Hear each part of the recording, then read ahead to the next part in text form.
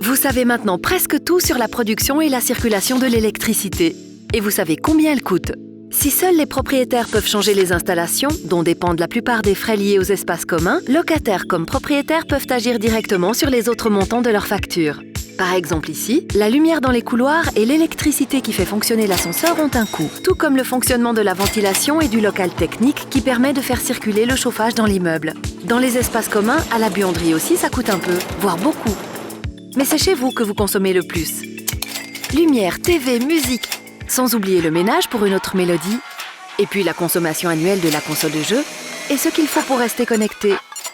Évidemment, tous ces appareils du quotidien consomment, plus ou moins selon les appareils. Et si on ajoute à tout ça la machine à café indispensable et le lave-vaisselle, le compteur s'affole. Et dans ce coin-là, que se trame-t-il? Si on compte 2 enfants dans la famille, cela monte rapidement. Un grand ordinateur et une imprimante. Même ici où tout semble calme, ça s'emballe. Et jusque-là, on peut traquer la consommation d'électricité. Lorsque tout semble dormir, l'électricité circule encore. Les tablettes et les smartphones sont en charge, le routeur Wi-Fi et le boîtier TV, les 2 TV et les 3 chaînes Wi-Fi sont restés branchés. Et quelque part, 2 transformateurs d'ordinateurs portables sont encore connectés. La solution est simple. Pour réduire votre consommation de 1000 kWh sans vous priver, adoptez 5 gestes pour mieux consommer. D'abord, programmez la majorité de vos lessives à 20 degrés au lieu des 60 degrés qui sont rarement nécessaires et préférez au sèche-linge l'air libre le plus souvent possible. Même si vous avez déjà des lampes LED, il est utile de remplacer tous vos spots halogènes et autres lampadaires à incandescence.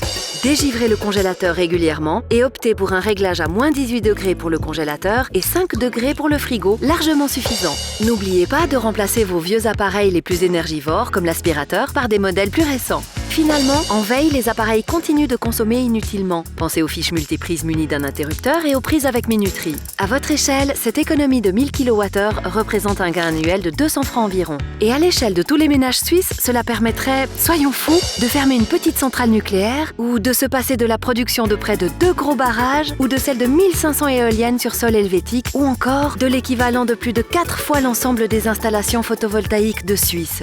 Donc, pour vos économies personnelles comme celle de la Suisse, la solution est simple. Il suffit d'adopter 5 gestes pour mieux consommer.